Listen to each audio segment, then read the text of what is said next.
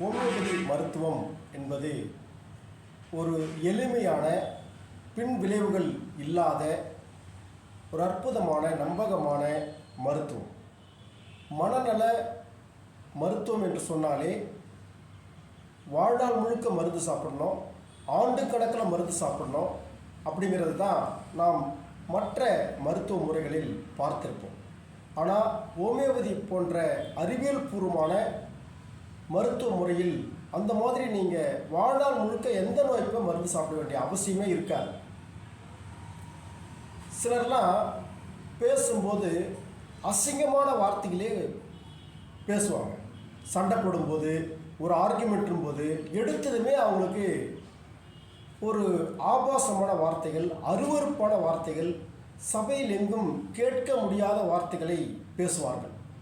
இப்படிப்பட்ட நபர்களை எப்படிடா நம்ம குணப்படுத்துறது? ஏன் இவங்க இவ்வளோ ஒரு மோசமான வார்த்தைகளை பயன்படுத்துகிறாங்க? இவ்வளோ வள்ளுவர் சொன்ன மாதிரி கனி இருப்ப காய் கவர்ந்தற்று என்று சொல்கிற மாதிரி கனி இருப்ப இவர்கள் ஏன் காயை கவர்கிறார்கள் என்று ரொம்ப வேதனையாக இருக்கும்.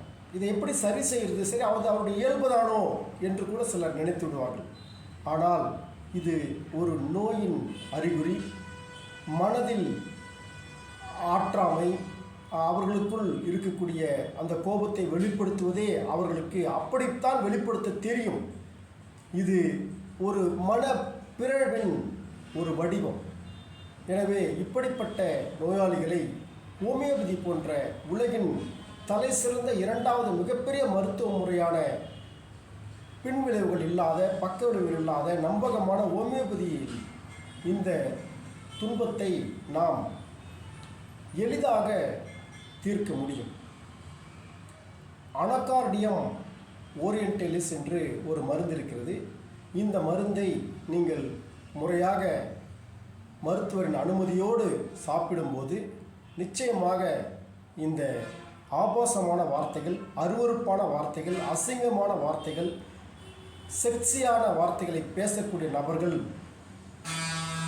மாறி நல்ல வார்த்தைகளே அதன் பிறகு அவர்கள் பேச தொடங்கிவிடுவார்கள். உங்களுக்கு ரொம்ப ஆச்சரியமாக இருக்கும். இப்போ அந்த மாதிரிலாம் அந்த ஆள் பேசுறது இல்லையே அப்படின்னு சொல்லிட்டு நீங்கள் சொல்லுவீங்க.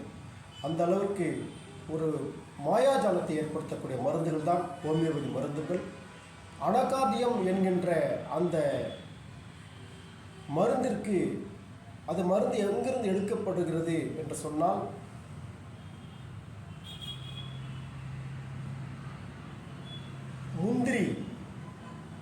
முந்திரி பழத்திலிருந்து தான், முந்திரி கொட்டையிலிருந்து, அந்த கனியிலிருந்து அதை எசன்ஸாக மாற்றி எடுக்கிறார்கள்.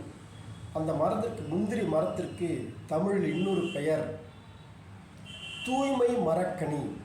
காற்றில் எல்லா மரங்களும் ஆக்சிஜனை வெளியிடும்.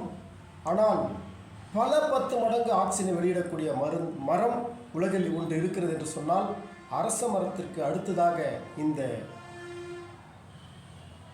முந்திரி மரங்கள், முந்திரி செடிகள்.